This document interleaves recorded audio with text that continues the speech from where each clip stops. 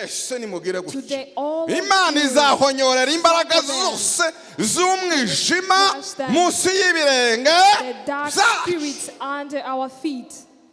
Hallelujah. Hallelujah. Ubutegetsi bwiwe SUBWAGISIVIRE. It's Ninde imperative. wakubwiye ko uzaza unegoshya? Who told you to be negotiating? Kujya wewe. Come, you. Piga tuzubaza ngo se ni ukubera iki? Beat. Piga naza pa. You just beat. Ese nzizi ki afande They apane say, order. why am I being beaten? They say, the Yesu commander ntabwo has said azayirirwa so. negosya. Muzarebe Jesus does mu buzima bwiwe bwose igihe yabayeho. He does not negotiate Abari all of ku his ngoma life. ye igihe yagendaga baravuga ngo turabona bene ubutware kuva twabaho. Uyu mwaka dutangiye wa This year 2024 we are starting of 2024. n'umwaka w'intsinzi. It's a year of victory. Amen. Apana kwirirwa unaterana n'amakofi gutya ngo Do watsinze ko not naguteye amakofi. fight. Unafanya tu hivi. You just Mwese mucisha crush. ibirenge neza hasi muvuge ngo Imana izahonyorera imbaraga zose za Satani all the power of munsi Satan. y'ibirenge. Under our feet.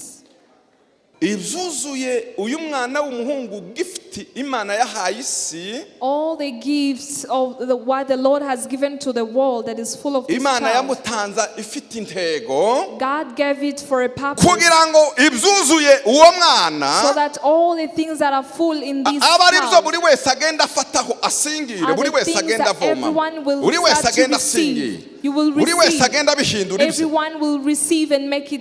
Muvuge ngo haleluya. Amen. Twahawe igihangange We were cy'umugabo given a giant man uza utambuka gutya yatangira who gutambuka passes, and whenever he starts to pass, ijuru ryose rigapfukama, the heaven kneels ibiri mu down, isi byose bigapfukama, and all of the things ibiri in the ikuzimu world byose bows bigapfukama, down, and everything in the imbaraga world bows z'umwijima down, zigapfukama, and the dark buri kintu cyose kingdom bows kigira down. izina cyose Everything that kizagipfukama. has a name has to bow down. Sema haleluya. Hallelujah. Maze Bibiliya iravuga ngo ubu iyo autorite izo mbaraga izo zaje kuri uwo mwana w'umuhungu. And this authority that was placed on the shoulder of this child. Ibyo buri wese yagiye avomaho. These are the things that we continue to fetch from him. Ngiyo Noheli. Reka muhaguruke dusenge. Let's all stand up and pray and receive the word of God. Nyagasani Imana ishobora byose, turashima umunsi mwiza nk'uyu waduhaye kugira ngo twese tubashe kwizihiza iyi Noheli. Ijambo ry'Imana ryaganiriwe mu ndirimbo zaririmbwe ndetse n'imirimo yose yanyuze aha amaso yacu yabonye, ariko n'uyu mwanya ugiye kongera kuvuga. Abicaye bakire, Mwuka Wera asobanure birenze uko twabitekereza. Icyubahiro nishimwe bibi byawe, tuguhaye amashi menshi n'impundu nyinshi kubwa Yesu. Amen. Amen. Amen. Amen. Amen. Amen. Reka dutangire tubifuriza Noheli nziza. Let's start by wishing you a Merry Christmas. Gusaba ko usuhuza mugenzi wawe mubwire ngo Noheli nziza. With your neighbor and wish them a Merry Christmas. Noheli nziza kuri mwese. Merry Christmas to all of you. Be iyumugisha n'intsinzi Let muri it Yesu be Kristo. of a blessing from Jesus Christ. Ndagira ngo uyu mwanya dusome ijambo kuko dufite imirimo myinshi. Let's read the word because we have a lot. Turaganira umwanya muto nyuma yaho. Then we will have, tuje gusangira ifunguro ryera. and then we eat together the Holy Communion. Kandi turisangire tutihuta cyane. And we won't take much time. Kugira ngo nanone tuje kubarekura muje kwizihiza Noheli mu miryango. So that we can release you to go and celebrate with your families. Yes, turashima Imana cyane kubw'abana bacu bato mwababonye. We thank the Lord for our little children. Ubundi torero cyangwa se abizera bagira iminsi mikuru itandukanye, ariko cyane cyane twizihiza Noheli, twizihiza Pasika, twizihiza na Pentecote. So as a church we celebrate different things, but for us most of the time we celebrate Passover, Christmas and New Year. Muri aho hose rero hakomeye ku bana ni Noheli. And among us these, the greatest one for the children is Christmas. Uko kubabwira gupfa kwa Yesu nyine murumva nyine niba abandi bamenyereye kurya amagufa. And for those who are able to understand. Rero reka dushimire Imana ko baje ari benshi kandi batweretse ibirori. Tubongere amashyi menshi cyane. Let's give them another round of applause for their attendance. Turasoma ijambo mu buhanuzi bwa Yesaya. We'll read the word in Isaiah. Igice ni cya 9. Chapter 9. Murongo ni wa 5. Verse 5. Teme yacu iravuga hejuru y'impano ihebuje. And the theme speaks about a greatest gift. Impano ihebuje. The greatest gift. Kubera ko Noheli yagira ibisobanuro byinshi. The Christmas have different understanding. Hari nabandi bayizihiza ndetse ukwezi kose kwa 12 kugitangira. There are others who celebrate it from the beginning of December. Ariko batarasingira neza kubera iki Noheli. And they fail to understand why is it Christmas. Yesaya arahanura kuri iki gice cya 9. Isaiah prophesied on this chapter 9. Murongo wa 5. Verse 5. Aravuga ngo nuko umwana yatuvukiye duhawe umwana w'umuhungu.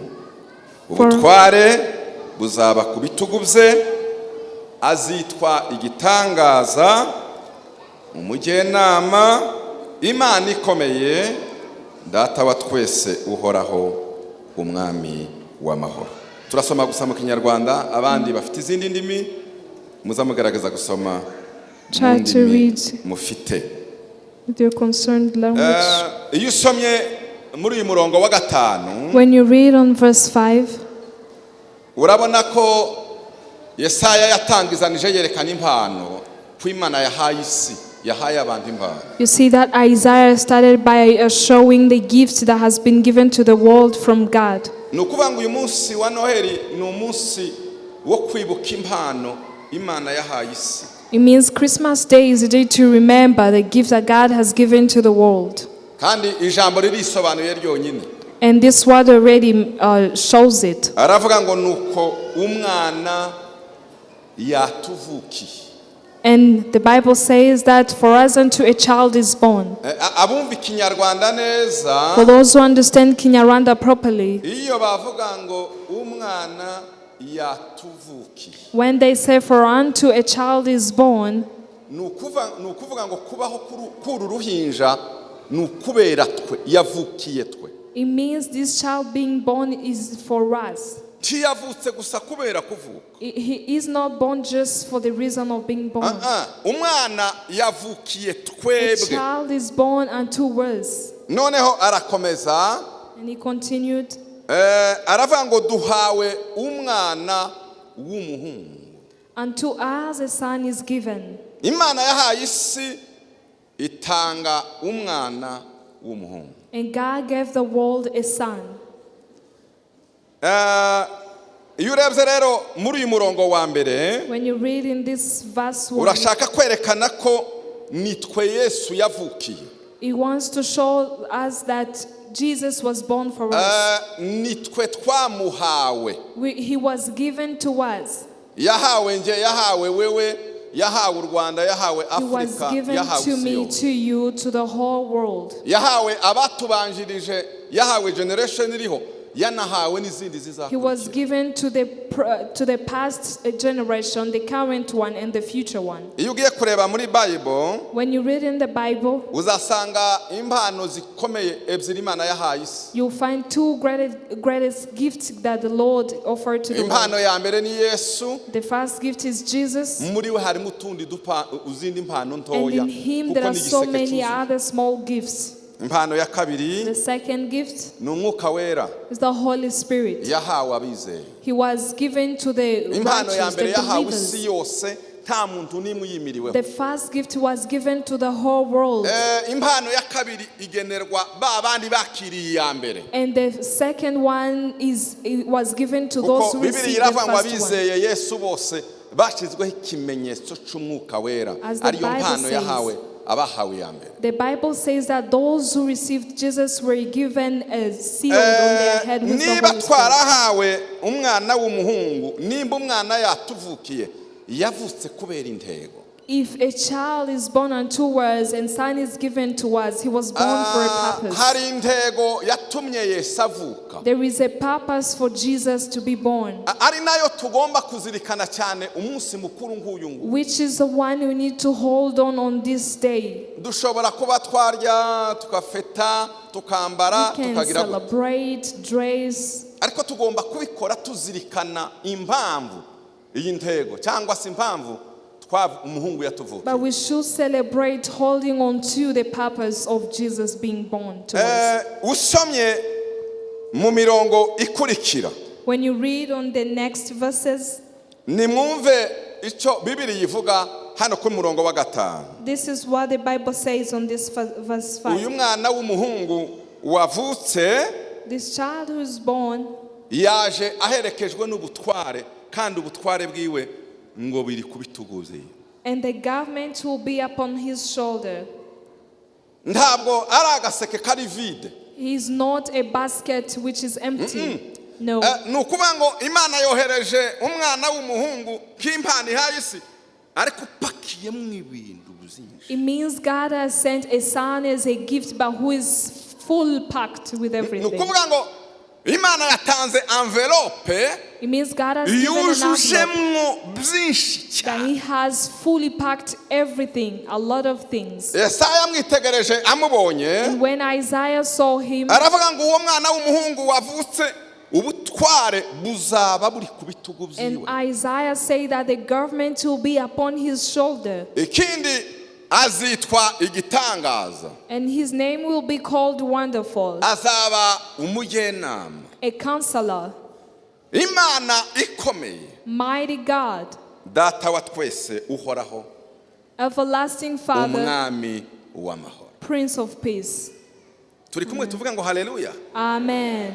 Mwongere cyane haleluya. Amen. Nushaka kumenya konteni, ugashaka kumenya ikiri muri iyo mpano, ako gaseke gapfundikiye, If you want Imana to know yohereje what ku is isi, in these gifts that we were given, uzasanga kuzuyemo ibi bintu byose you'll tuvuze. find that it is full of these things we mentioned. Muvuge ngo amen. Amen. Mwongere cyane haleluya. Hallelujah. Umwana wuzuye ubutware, A child who is filled with government, umwami w'amahoro, a king of peace, a prince of peace, umujyenama, a counselor, Data wa twese uzaba igitanga. everlasting Father. Mwavuga ngo amen. Amen. Mwakongera cyane haleluya. Hallelujah. Makuhindukira umbwira uwo mugenzi wa mubwira ngo watangiye kumva Noheli. Tell your neighbor, Mubwire have you rwose, watangiye started to kumva Noheli yariyo? understand Christmas? Icyantangaje What amazed me, nimwumve uwo mwana w'umuhungu wuzuye ibyo bintu byose. look at this child who's filled with all these things. Wasoma muri Yohana igice cya mbere, And when you read in John chapter 1, umurongo ni wa 14 kugeza 16. verse 14 to 15, 14. 14, Noneho wa mwana Yesaya yahanuye akimureba imyaka 100 yabayeho, Yohana agiye kumusobanura. now this child is going to be explained by John. Aravuga ngo jambo uwo nguwo wa wundi waremye byose mwirema ry'ibintu byose, jambo uwo yabaye umuntu, And the word became flesh and dwelt among us. abana natwe, And dwelt among us. tubona ubwiza bwe busa n'ubw'umwana w'ikinege wase. And we beheld his glory, the glory as the only begotten of the Uwo Father. mwana yari yuzuye ubuntu n'ukuri. He was full of grace and truth. Tuvuge ngo haleluya. Hallelujah. Mwongere cyane haleluya. Hallelujah. Ndagira ngo nsubiremo, jambo want to repeat this. yabaye umuntu. The word became Aravuga. flesh. nimwumve abana natwe and dwelt among us, yicarana natwe and he sat with us. aryama ku gitanda nk'icyo He turyamaho slept on the bed like we do. arya ibiryo turya natwe He ate the food we eat. uwo yambara umubiri nkatwe He clothed himself with flesh like us. maze ashiraho parenthèse aravuga ngo tubona ubwiza bwe busa n'ubw'umwana w'ikinege wa se. And we beheld his glory, the glory as of the only begotten of the ngo Father. yari yuzuye ubuntu n'ukuri. He was full of grace. Murongo wa 15 Verse 15. Yohana yahamije iby'uwo avuga yeruye ati uwo niwe navuze nti uzaza hanyuma yanje niwe unduta kuko yahozeho ntarabaho. And John bore a witness of him. Uyu nubwo tubona yambaye umubiri ameze nkatwe yahozeho isi itarabaho. This word that became a flesh, he lived before we existed. maze nkanezezwa n'umurongo wa 15. And I rejoice in the 15th verse. muvuge ngo haleluya. Hallelujah. mwongere cyane haleluya. Hallelujah. nzanezezwa n'umurongo wa gatanda I'm so wa 15. joyful to read the 15th verse. ni usobanura neza impamvu uyu mwana yatuvukiye. It explains well the reason of the ni isobanura impamvu twahawe umwana w'umuhungu. It explains the reason why we're given a son. umurongo wa 16 Verse 16. aravuga ngo kandi ibimwuzuye ibyari byuzuye uwo mwana w'umuhungu uwo watuvukiye ibyari bimwuzuye akaba ari byo twahaweho twese. And all of his fullness we have all received. Amen. Amen.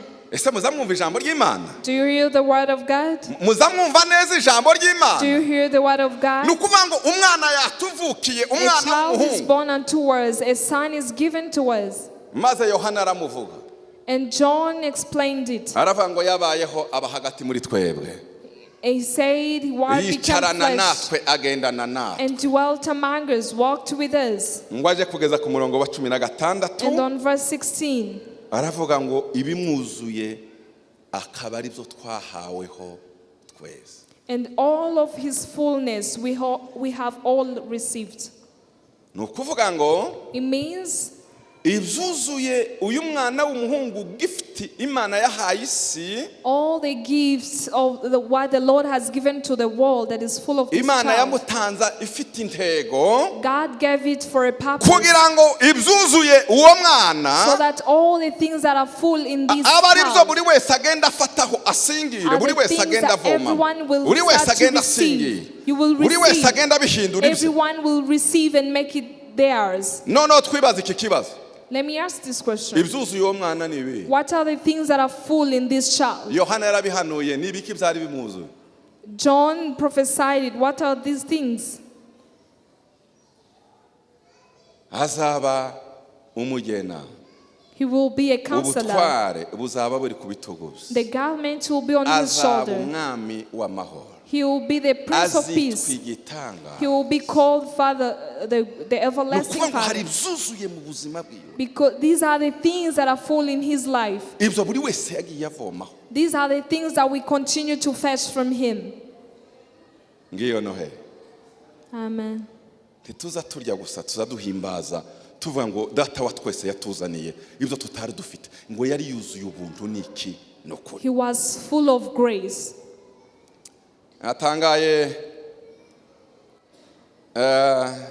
narebye nimvuga ibi bintu byose bigera kuri 7 cyangwa iki n'umwanya sinawubona, Found that I Ariko, can't speak about all these things. nashatse ngo nkuremo ibintu nka 3 dukoresha uyu munsi I twibukanya just want to take 3 things we're ibyari going to talk byuzuye about. Yesu yazanye muri iyi si bihinduka ibyacu. The 3 things he brought into the world and they became ours. kandi ntabwo ari ubwa mbere tubivuze, ahubwo ko turibukiranya kugira ngo tuba tumenye ibyo Yesu yatuzaniye umunsi yemeye kwambara umubiri. And it's not the first time we are talking about this. We are just reminding each other of the things that the Lord has brought to us. ntacyo twebwe dusabwa gukora, byose byaraje nuko tubihindura ibyacu. The only thing we are asked to do is to turn these things into our own things. kandi ibimwuzuye akaba ari byo twahaweho. And all of his fullness we have all received. ndashaka ko musubira muri aya magambo mwese iteraniro. Repeat this word, church. Ibimwuzuye nibyo nanjye nahaweho. Muvuge cyane. Ibimwuzuye nibyo nanjye nahaweho. Murabyizera? His fullness will. Reka iyo Mana tuyiha amashyi menshi cyane. Let's give him a round of applause. Dusabwa kubihindura ibyacu. Just turn them into yours. Icyambere. The first, ubutware bwari ku bitugu bye.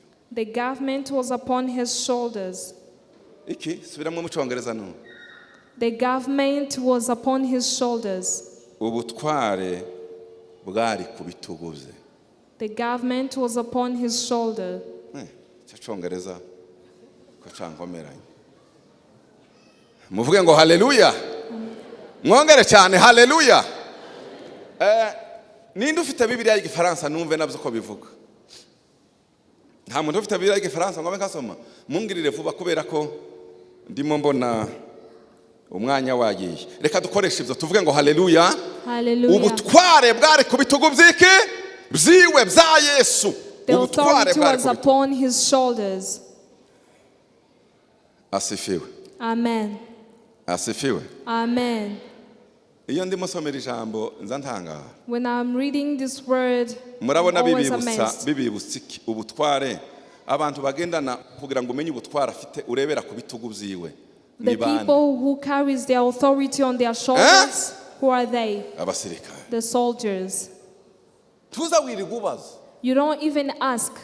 Nimba hano ku bitugu byawe hariho ibimenyetso byerekana kuri colonel. If you have signs on your shoulders that you are the Udupfa gutambuka abandi ba majoro bose bakaza batangira kugenda. all the majors will pass and give you a salute. Reka nawe wigira imbere. But let's just move forward. Reka nawe wigira imbere uhure n'undi ku bitugu handitseho ari general nawe uramutangira ugire. And if you also meet with the general, you also give a salute. He does not ask for it. Muvuge ngo amen. Amen. Mwongere cyane haleluya. Hallelujah. Ubutware bwa Yesu. The authority of Jesus Christ. Niyo mpamvu Bibiliya ivuga ngo Imana imuha izina riruta andi mazina ngo ivi ryose rifukame iryo mu ijuru iryo mu isi no munsi y'isi. That's why the Bible says that he was given a name beyond every other name, and all knees shall bow before him. Twahawe igihangange cy'umugabo. We were given a powerful man. Muvuge ngo haleluya. Amen. Twahawe igihangange We were cy'umugabo. given a giant man uzutambuka gutya yatangira who gutambuka. passes, and whenever he starts to pass, ijuru ryose rigapfukama. the heaven kneels ibiri down, mu isi byose bigapfukama. and all of the things ibiri in the ikuzimu world byose bows bigapfukama. down, and everything in the imbaraga world bows z'umwijima down, zigapfukama. and the dark buri kintu cyose kigira down. izina cyose Everything that kizagipfukama. has a name has to bow down. Sema haleluya. Hallelujah. Maze Bibiliya iravuga ngo iyo autorite izo mbaraga izo zaje kuri uwo mwana w'umuhungu. And this authority that was placed on the shoulder of this child, ni twebwe zazi. they came for us. Nguko twese twahawe kuvoma. And that's where we draw mu zari byuzuye. all the things that are full in this child. Amen. Amen. Amen. Mwongere cyane amen. Amen. Mwongere cyane haleluya. Hallelujah. Twavomye. Nimuvuge mwese ngo twavomye muri iyo autorite. Twavomye. We drew in that. Ngiyo Noheli. That's Christmas. Ndashaka kumva ko mwankurikiye muvuge ngo amen. Amen. Mwongere cyane. Amen. Icyo nkundira Bibiliya. What I love about the Bible, nuko ari ngari. Usoma ahagasobanura handi. you read this passage and then the other one explains it to you. Iyo usomye muri Luka igice cya 10 umurongo wa 19. When you read in Luke chapter 10 verse 19, twahawe kuri iyo autorite izo mbaraga. we have been given on this authority. Yesu avuga ati, Jesus said, dore mbahaye ubutware Behold, I give bwo you the kuzajya authority mukandagira inzoka na sikorupiyo n'imbaraga z'umwanzi zose, kandi nta kintu kizagira icyo kibatwara. Amen. Behold, I give you the authority to trample on serpents and scorpions and all of the power of the enemy, and nothing shall by any means hurt you. Uwo kandi ninde? Ni nyiri bwite? Ni ye mwenyewe? Is Cyangwa he ni the twebwe one, twabihawe? or these were given to us? Yesu arababwira ngo icyanzanye narabavukiye nk'umwana w'umuhungu, Jesus kwari said, kugira ngo I was born for you as a son, nahawe ubushobozi. for you to know that I was given the authority. Namwe ndabubahaye, mbahaye ubutware bwo kujya mukandagira inzoka na sikorupiyo n'imbaraga z'umwanzi zose. I give you the authority to trample on serpents and scorpio and all the power of the enemy. Abantu babyizeye Those who ko muri Yesu byacuranuriwe muri bo, nabo bakaba bafite ubwo butware bwo gukandagira inzoka na sikorupiyo n'imbaraga z'umwanzi zose, mwikirize mwese muvuge ngo amen. If you believe that you have been given Mwongere the cyane. authority. Amen. Amen. Si we ubinegosiya, si ibintu urabifite gusa n'ukubimenya. You do not negotiate. You have these things. What you need to know is just to receive them. Kubera iki twavomye muri we. We drew them from Jesus. Satani arabizi, Satan is aware of it. ijuru The rirabizi, heaven is aware. isi yose The irabizi. whole world is aware. Ikibazo nuko tutaza tubimenya The twebwe bene nyiri. problem is us. We don't know it. Umunsi wabimenye The day you come to understand, uzukoresha authority. you will use the authority. Kandi gukoresha authority ntibaza banegosiya. And when you use the authority, you do not negotiate. Noheli yaje kuguhereza imbaraga utavukanye. Christmas came to give us the power we're not born with. Amen. Ndasaba ko muhaguruka. Let me request you to stand up. Tugiye gutegeka. We are going. Mwana vaneza, tugiye gutegeka. Ntacyo njewe mvuga, ikintu cyose gituruka ku mwanzi, haba mu rugo rwawe, mu buzima bwawe, ku itorero, mu gihugu. Tugiye gutegeka. Kandi dukoreshe ubushobozi Imana yaduhaye, apana kunegosya. Ubushobozi.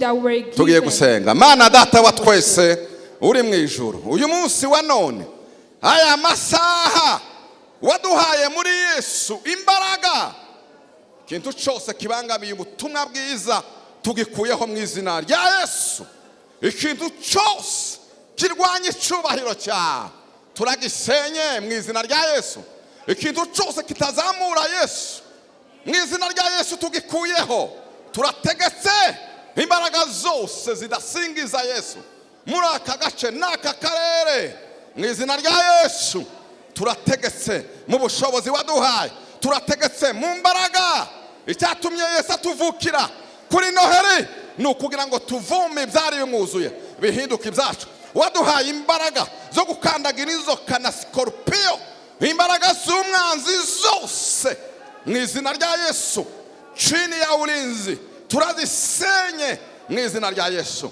Turagushimiye ko wumvise gusenga, tuguhaye amashi menshi n'impundu nyinshi kuko rege tangaza mu izina rya Yesu Kristo mwami wacu. Amen. Amen. Amen. Amen. Mwese muvuga ngo amen namuhaye mugira gushya. Amen. Amen. Mwongere cyane. Hallelujah. Hallelujah. Hallelujah. Hallelujah. Mwakira intsinzi ya Yesu. Receive the victory of Jesus Christ.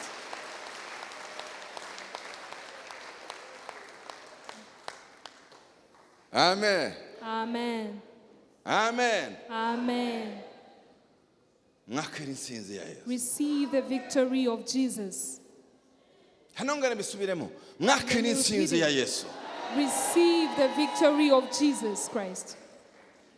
Reka nongere kandi mwakira intsinzi ya Yesu. Receive the victory of Jesus. Amen. bwa bupotopoto bwose bwirirwaga All these things that bukwizirongaho have burya been bupotopoto coming towards against you. Amen. amen Amen. tumupe Bwana utukufu. Let's give glory to the Lord. Hallelujah. Nimwicare You may have your seats. mwicare duhe Imana amashyi menshi cyane.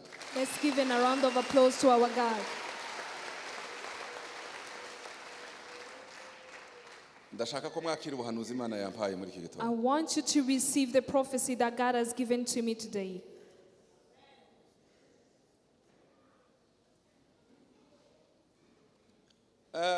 Iyo usomye When you read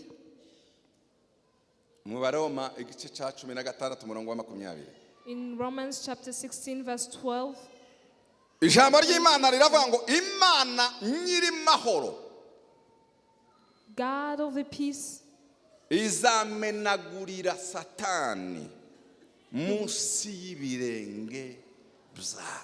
and the God of peace will crush Satan under your feet shortly. Amen. Kandi bitagize gute Shortly. bidatinze. Shortly. Amen. Hari umugabo nza nkunda utangaje, reka There's a tumukunde man I n'Imana love. yaramukunze. Let's talk about him because God loved him. Ni Caleb, He is called Caleb. umugabo wari wiyizi. Abagabo batiyizi baza biyita inzige imbere y'abanaki. A man who knew his identity, and for those men who don't know themselves, they uzikubwira call themselves ugatanga raporo insects. kuri Musa yakohereje kuja gutata igihugu, ukavuga ngo twari ko twibona tumeze nk'inzige imbere Giving a yawe. report to Moses when he sent you to spy, and you come back Inzige saying ntuzi uyihonyora uhaye you uyireba. looked like Ni ukuvuga ngo cockroaches. chini ya ulinzi, chini It y'ikirenge. means you are under their feet. Bazaza batambuka bahonyora. They will be passing by and crushing you. Ariko Yesu yaje guhindura ibintu. And Caleb changed everything. Izahonyorera munsi y'ibirenge byawe. And the Lord, God of peace, will crush Satan under your feet. Uyu mwaka dutangiye wa This year 2024 we are starting of 2024. n'umwaka w'intsinzi. It's a year of victory. Amen. Apana kwirirwa unaterana n'amakofi gutya ngo Do watsinze ko not naguteye amakofi. fight. Unafanya tu hivi. You just Mwese tumucishe crush. ibirenge neza Crush. hasi muvuge ngo Imana izahonyorera imbaraga zose za Trample Satani all the power of munsi Satan. y'ibirenge. Under our feet. Amen. Ariko abantu mfite imbere yanjye ko turajyanara Are we muvuge ngo together? haleluya. Hallelujah. Sema haleluya. Hallelujah.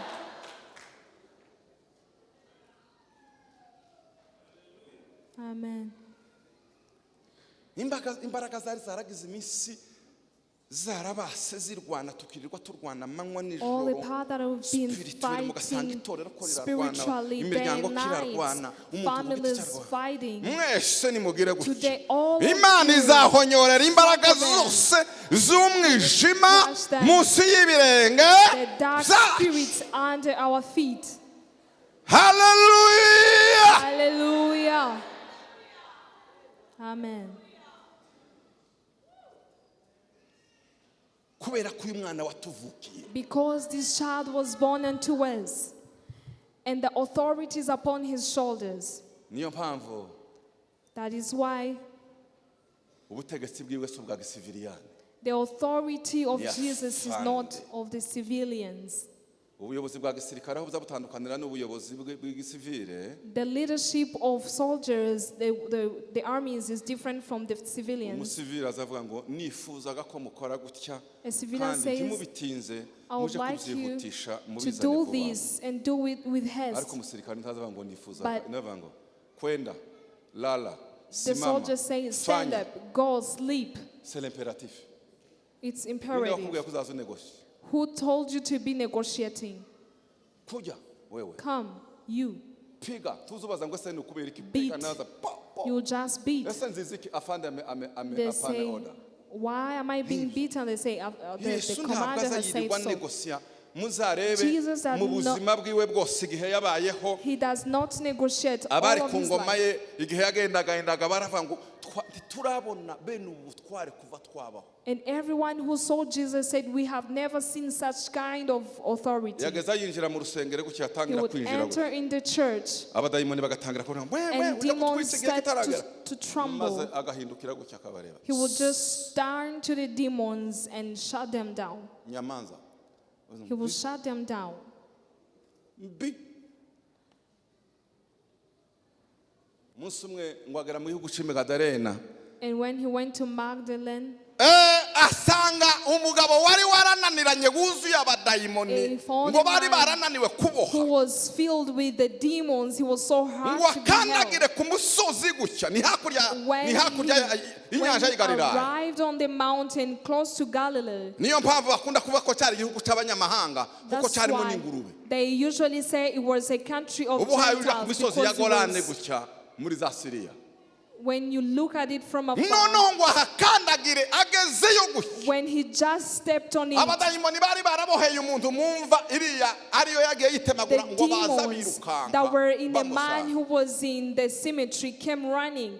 murebe ukuntu afande ukuntu See yageze how the commander, ngo amugere imbere gutya yama mwikubita imbere ngo when that man filled with demons reached in front of him, he bowed down nzatekereza before bibiri him. ntizi bivuga nzatekereza ko Bible- Yesu yabonye umuntu umwikubise imbere aturumbuye amaso n'ibindi aramureba gutya I wonder that Jesus saw this man and just looked at maze him. abadayimoni batangira kuvuga ngo And demons tutwikigiye kitaragira started to tutukure muri say, iki gihugu do not kill us. baravuze They atari talked kunimba and watwemerera talked. But if you allow tukajya muri us, uriya muntu uze we'll w'ingurube ziri go hariya into those pigs. muzasome muri bibiri Read the word. Yesu amesema kwenda Jesus said, go. uwo mwanya ingurube zamaziro That time, all the pigs ran into the lake. l'imperatif It's imperative.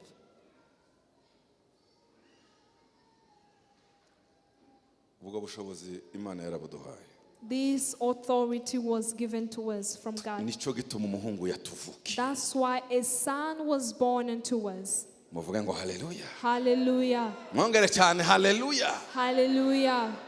bankumbwirira mugenzi wawe Tell your neighbor, imwe muri meaning mu gisobanuro cya Noheli one of the meaning of Christmas gusingira is to receive. ni ingemu y'ubutware It's a portion of kano authority. ni ukugemura Imana yagemuriye It's isi to receive a portion irayigemurira from igemurira God ubushobozi that God has given igemurira to the ubutware world. He gave the authority.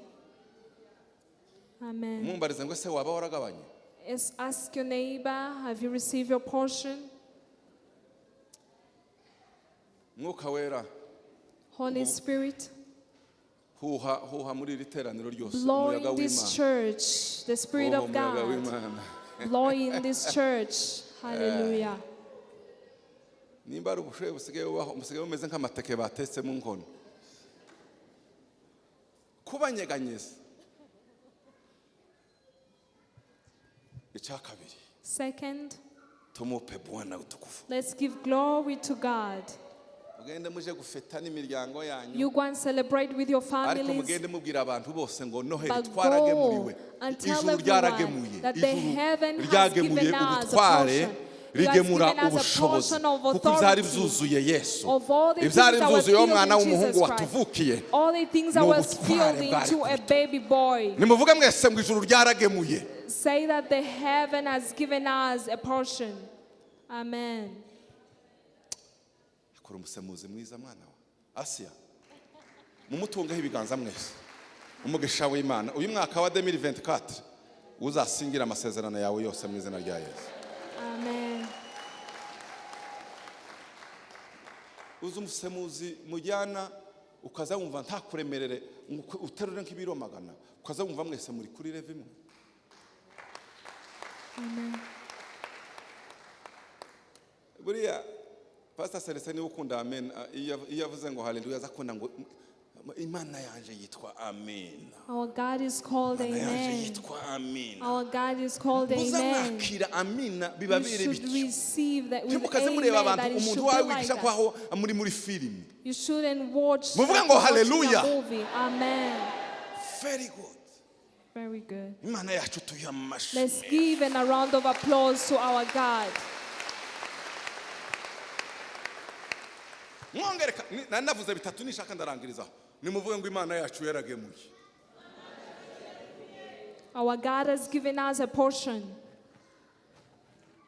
Ariko ubu ureka mbabwire. Let me tell you, Kwisi yose in whole world, nimba hari institution ifite power. if there is an igira imbaraga, institution with power, ni church. it's church. Amen. Uzi impamvu? Do you know Abandi why? bose bogira intwaro All other people may have weapons. bakarasa ibintu biri physique. They can shoot at the physical things. Sibyo? Habe nizi ntwaro zindi zimwe Even zitarasa abantu these zizazihumanya ikirere Other ariko weapons ziba zarashe that umuyaga kuko umuyaga nawo destroys wararema. the weather. Ariko twebwe tuva mu bisanzwe But bigaragara for us, we go tukaja from muri the si naturel. physical and we go into the Tuza spiritual dufata realm. imyuka yose tukayiboha. And we hold on to all the dark spirits. Kandi nta rusasa rworasa umwuka ntarwo rwabaho. Amen. Ubu dushobora gupfukama aha twahamagara tukaza tuboha We can imyuka kneel here iri muri naringiye kuvuga and we ibihugu start to z'abandi. call upon things which are from Utagira ngo afar. none niyo myuka iri mu makontinent ari kure We start to iriya, declare Kubera iki? things upon Authority. other continents because we have weapons. We have the authority. Amen. dufashe imyuka yose y'abadayimoni. We have hold on to Mu izina rya captive Yesu. all the power of demons. Imyuka yose y'umwijima All the power izitera of the uburakari, spirits, all izitera people that imyuka brings y'intambara, wrath, that izitera brings wars, uburakari butagira impamvu. that Iyo brings myuka wrath yose without turayiboshe mu reason. izina We rya are holding captive to all these spirits in Jesus' mighty name. Amen.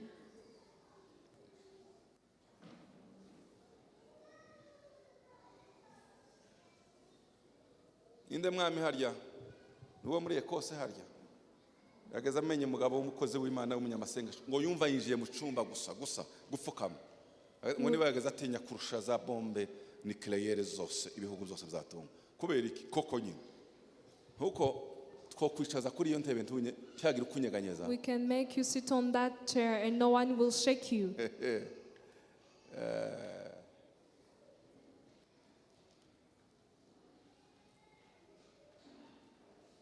Nigeze mbona rimwe umukozi w'Imana One day I saw a servant of God.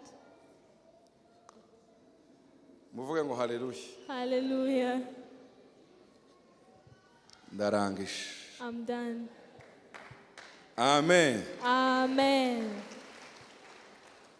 Hari ibindi bitatu There bibiri are other two things.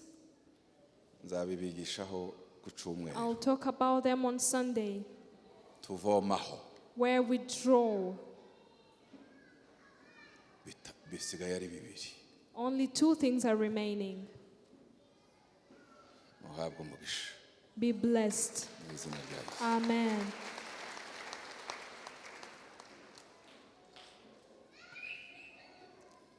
ndagira ngo mpamagare umuntu wumva yakwakira Yesu I uyu would munsi wo like kuri Noheli. to call upon someone who wants to receive Jesus Uyu Christ mwana on Christmas Day. watuvukiye uyu This child who was born unto us, ushobora kumwakira nawe you can ugasingira ubwo receive him ibimwuzuye today bikaba and ibyawe. receive all the things that are full in him. nzavuga ku mahoro nzavuga no ku bugena. Peace and counselor. abantu bafite Yesu Those yaje who have kutuvana mu Jesus Christ, kurindagira. He has come Yaje to take us kutuvana mu out kurindagira, of mu darkness, rujijo. distractions. ukeneye kwakira Yesu uri If hano you want to yazamuka. receive Jesus Christ and you are here, please lift up your hand. Umva uri hano wakwakira Yesu muri uyu Are you munsi here and you feel like you want to receive Jesus? uzamure ukuboko Please kwawe. lift up your hand. Imana iguha umugisha de. May God bless you. Uzabwira abantu bose ko wavutse kuri Noheli mu buryo bw'umwuka. You were born on Christmas Reka Day. turebe nimba hari undi wa kabiri nawe ukeneye kwakira There is Yesu mu another buzima. one who wants to receive Christ Uyu munsi Jesus. wa Noheli nuwo Today, a kwakira Christmas day. umwana w'Imana waje wuzuye ubuntu To n'ukuri. receive a child of God. Niba uri hano nawe who can wazamura express ukuboko truth. tukakubona. If you are here, you can Zamura come nawe forward. ukuboko You wakire can Yesu lift mu up your buzima bwawe. hand. You can lift up your hand and receive the Lord Jesus Christ. Zamura ukuboko wakire Yesu. Lift up your hand and receive Jesus Christ. Mwihute hano kugira ngo Come tubasengere. forward so that we can pray for you. Imana ibagirire neza. May Mubaha the amashi Lord menshi be good to you. cyane. Give them a round Iki ni of igikorwa applause. cy'ubutwari gikomeye. The glory Ihute is wakire His. Yesu mu buzima Come forward bwawe. and receive Jesus Christ. Imana ikugirire neza. May God do good to you. Imana ibagirire neza mwebwe May God do mwakiriye good Yesu. to you, you who are receiving Jesus. Reka dusabe abari hano imbere babakiriza Yesu. Let's ask those who are here in front to help them Yes. receive Ngwino Christ. nawe, ngwino. Come forward. Amashi menshi cyane. And a round of Amashi menshi. applause to our God. Amashi menshi And cyane. a round Amashi of menshi. applause. Oh, Amen. hallelujah, hallelujah. Hallelujah. Edidia arakiriza mushiki wacu hariya. N'abandi nabo barabakiriza. Mwami Yesu urakoze. We thank you, Lord Jesus. Intsinzi ni yawe. Victory is yours. Igiye guherekeza aba bana. You are going to escort these Bemeye children kuvuka uyu munsi. who have accepted to be born today Bagiye kugendera mu butsinzi to bwa work Yesu. in your authority. Urakoze We Mana. thank you, King. Urakoze Yesu. We thank you, Jesus. Urakoze mw'Imana. We thank you for you are God. Icyubahiro n'ishimwe. Glory and honor Bibi byawe be yours none n'iteka ryose. today and forever. Kubwa Yesu Kristo mwami wacu. For our Lord Jesus Christ. Amen. Amen. Barakoze cyane. Encadrement irabajyana ije kubaganiriza. Umunsi umwe nabonye kuko se ntimwayimenye ke rimwe nahuye na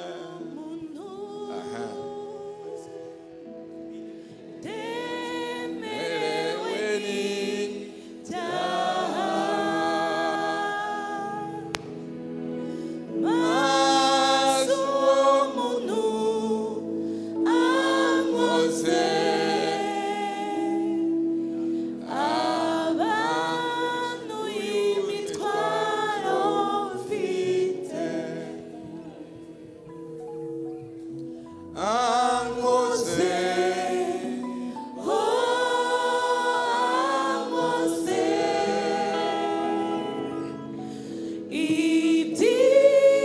ibyishimo biraza